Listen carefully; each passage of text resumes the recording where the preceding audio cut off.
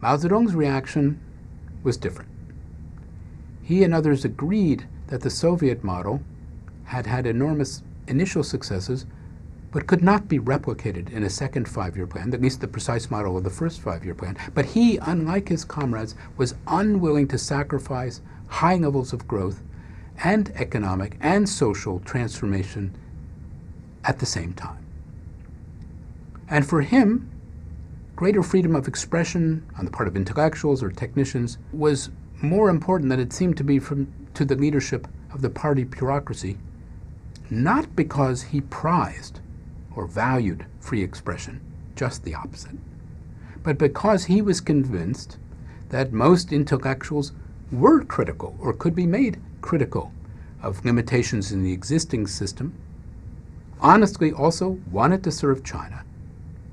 He aimed to unleash public criticism on the part of intellectuals against the current state of economic and administrative affairs as a means of dealing with opponents of his own development plan in the Central Committee and the party hierarchy. And perhaps this is why, as in the case of 1942, this campaign was called a rectification campaign. It was no coincidence that when the 100 Flowers campaign was relaunched personally by Mao Zedong in the spring of 1957, it was called again a rectification campaign, as in 1942. And its primary targets were the targets that he frequently criticized himself: bureaucratism, sectarianism, subjectivism, the so-called three scourges, as he described them. And so he urged people, educated people, to speak out. Now, not surprisingly, the initial reaction to this was very hesitant. First of all, it was discouraged by the party bureaucracy, and very few people were courageous enough to speak out at first. But as it seemed that Mao Zedong himself really wanted, for whatever reasons, some open criticism of the way things were being run, it gathered momentum. Some said things like the following: "I want to contend and bloom, but I am trembling with fear. I would be afraid that I would be encircled and attacked and smoked out." A newspaper editor wrote after receiving a hot criticism of government policy, quote, "I will print this if someone will assure a livelihood for my wife and children." Let's go back to the story of our young man in China's northeast and to see what happened to him at this moment in time. It was 1957, and the party launched the 100 Flowers campaign, which was supposed to provide an open forum to discuss and evaluate the party's performance and the party's policies since liberation. It was a good idea, in theory. Get criticism out into the open so that mistakes could be corrected, so that inadequate party members and cadres could be rooted out, and party policy be reaffirmed after a period of criticism.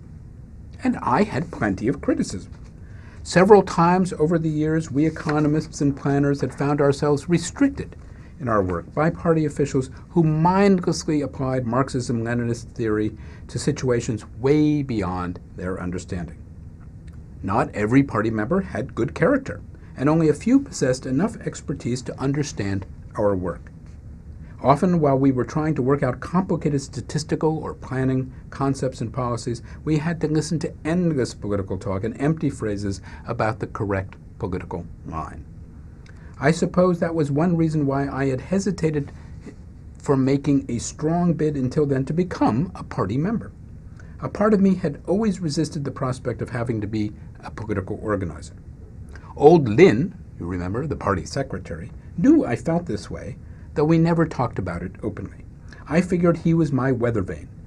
I would follow Secretary Lin's actions, whatever the campaign, since he would always know what to do.